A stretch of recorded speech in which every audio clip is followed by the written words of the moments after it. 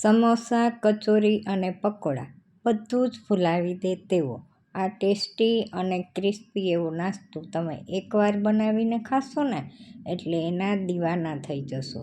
જોઈ શકો છો કેટલો સરસ એનો લુક આવી રહ્યો છે અને સાથે સ્વાદમાં પણ એટલો જ સ્વાદિષ્ટ છે. જો એકવાર આ રીતે બનાવશો ને અને ઝડપી બની જતો આ નાસ્તો ફટાફટ તમે બનાવી અને તૈયારી કરી શકશો. સાથે અહીં આપણે બટેટા માત્ર 2 થી 3 નાના બટેટા અને ઘઉંના લોટનો ઉપયોગ કર્યો છે. અહીં આપણે મેંદો કે બીજો કોઈ જ આપણે લોટ ઉમેર્યો નથી, એટલે સ્વાસ્થ્ય માટે પણ ખૂબ જ સારો છે. તો ચાલો આપણે રેસીપી બનાવવાની શરૂઆત કરી દઈએ. અહીં માત્ર મેં 3 નંગ નાના બટેટા લીધા છે અને તેને સરસ રીતે ધોઈ લીધા છે. ત્યારબાદ તેની છાલ ઉતારી અને ખમણીની મદદથી તેનું ખમણ કરી લીધું છે, એટલે કે ઝીણું છીણ કરી લીધું છે. હવે આપણે આ છીણને આ પાણીની અંદર ઉમેરી દેશું અને થોડી વાર રહેવા દેશું, જેથી વધારાનો સ્ટાર્ચ છે એમાંથી દૂર થાય. અને થોડું આ રીતે હાથેથી મસળી પણ લેવાનું છે. અને હવે એક મરચું અને થોડો આદુનો ટુકડો લઈ અને તેને સરસ રીતે હું કટકા કરી અને ખાંડણીમાં અધકચરા વાટી લઉં છું. હવે એક પાનમાં આપણે 2 ચમચી જેટલું તેલ ઉમેરી તેની અંદર આપણે તેલ ગરમ થાય એટલે આપણે અડધી ચમચી જેટલું જીરું ઉમેરશું. તો આ રીતે હું અડધી ચમચી તેમાં જીરું ઉમેરું છું. જીરું સરસ રીતે તતડી અને ફૂટી જાય એટલે આપણે લીલા કોમળા મીઠા લીમડાના પાન જે છે એને આપણે ઝીણા ઝીણા કાપી અને તેલમાં ઉમેરી દઈશું. આ રીતે આપણે રેસીપીમાં મીઠો લીમડો ઝીણો સમારીને કાપીને ઉમેરશું એટલે સ્વાદ અને સુગંધ બંને સરસ તેમાં આવી જશે. તો આ રીતે આપણે ઝીણા પાન પણ ઉમેરી દઈએ છીએ કટ કરીને.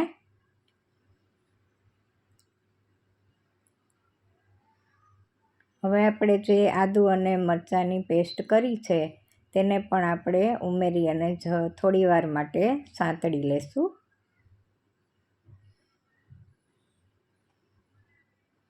આ રીતે સંતળાઈ જાય ત્યારબાદ આપણે જે બટેટાનું છીણ પાણીમાં રાખ્યું છે તેને આપણે એકદમ પાણીમાંથી નીચોવી અને આપણે પાનમાં ઉમેરી દઈશું. આ રીતે આપણે બધું જ છીણ તેમાં ઉમેરી દેવાનું છે અને બધું સરસ રીતે મિક્સ કરી લેશું.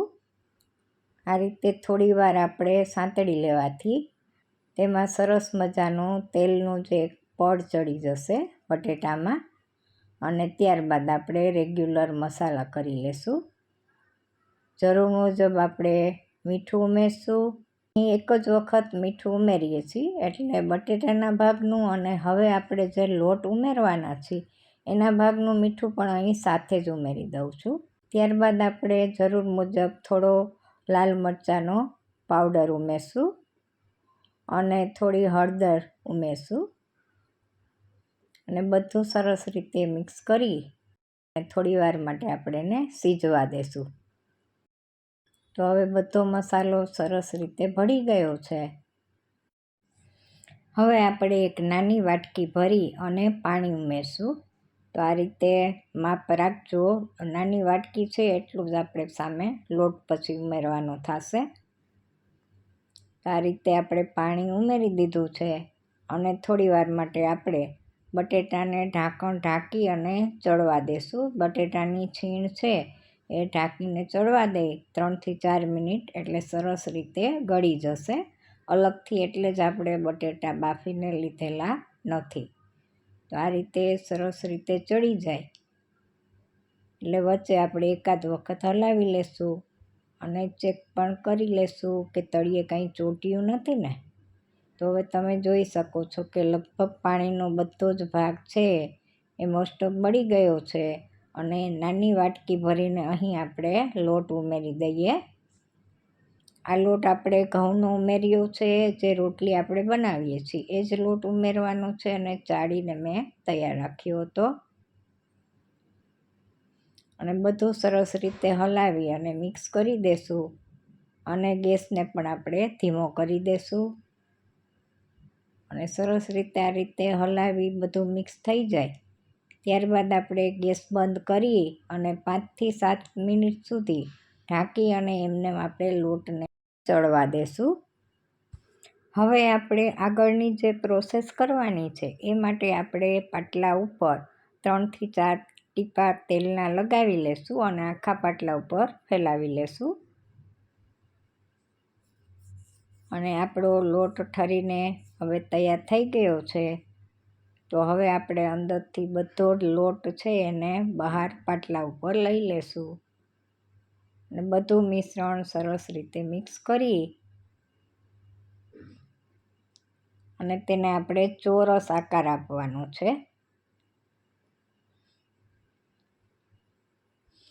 તો અહીં તમે ઈચ્છો તો પ્લાસ્ટિક ઉપર રાખીને પણ વણીને એ આકાર આપી શકો છો અને લોટ ઢીલો જ હોવાથી તેને થેપીને પણ સરસ રીતે આપણે અહીં આકાર આપી શકીશું. તો આપને જે રીતે ફાવે એ રીતે આપણે કરવાનું છે. તો આ રીતે આપણે આકાર આપી દઈશું. અહીં આપણે મિશ્રણને બહુ જાડું પણ નહીં અને બહુ પાતળું પણ નહીં એ રીતનું આપણે ફેલાવી અને તૈયાર કરવાનું છે અને સાઈડમાં હું તાવીથાની મદદથી તેને ચોરસ આકાર આપવામાં મદદ લઈ રહી છું અને ત્યારબાદ આપણે 4 સરખા આપણે પહેલાં ચોરસ કટ કરી લેશું.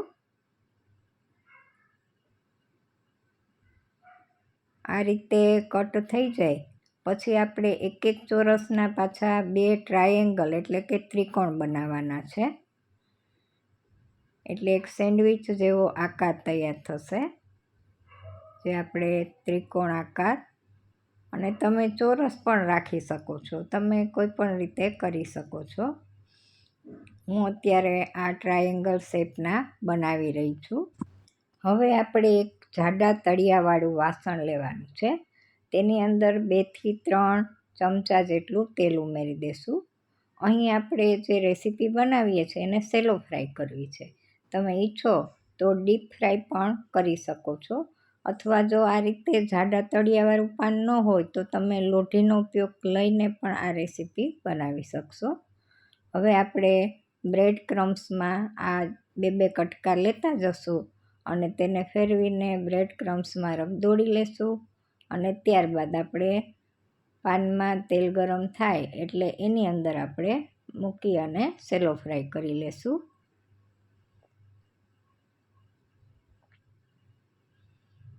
તો આ રીતે આપણે બંને બાજુ સરસ રીતે રગદોળી લેવાના છે અને ત્યારબાદ આપણે પાનમાં મૂકી દઈશું. આ રીતે આપણે પહેલા બેચમાં 4 કટકા છે એને આપણે કે બ્રેડ ક્રમ્સમાં રગદોળતા જશું અને આપણે પાનમાં મૂકતા જશું અને 4 ટુકડાને આપણે બીજા બેચમાં શેકી લઈશું.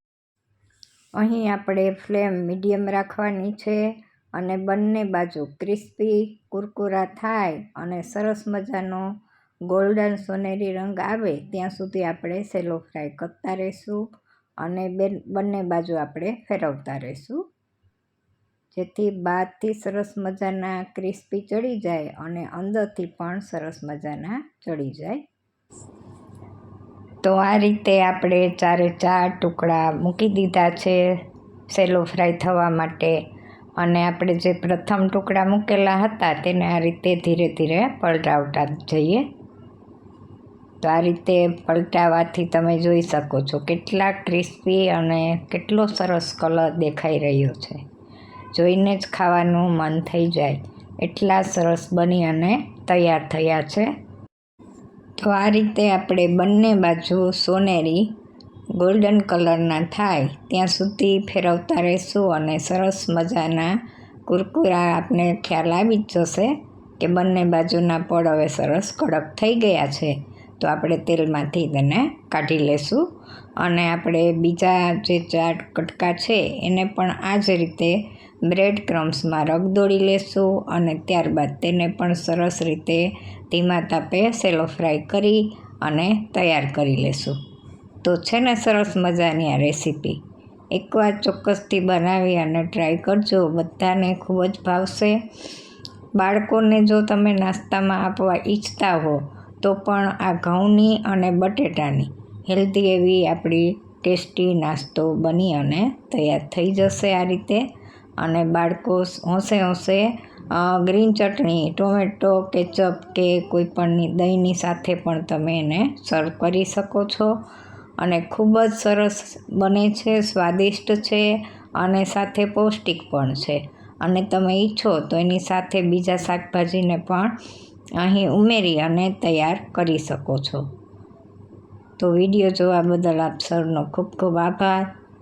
અને આ રીતે મારી ચેનલ પર જો તમે નવા જ હો અને ચેનલને સબસ્ક્રાઈબ ન કરી હોય તો સબસ્ક્રાઈબ કરી લેજો અને સાથે બેલ આઇકન પણ દબાવી દેજો, જેથી આવનારા નવા વિડીયોની રેસીપી તમને તરત મળી રહે. ચાલો ફરી મળીશું નવી રેસીપીમાં. ત્યાં સુધી ટેક કેર અને સૌને મારા જય શ્રી કૃષ્ણ.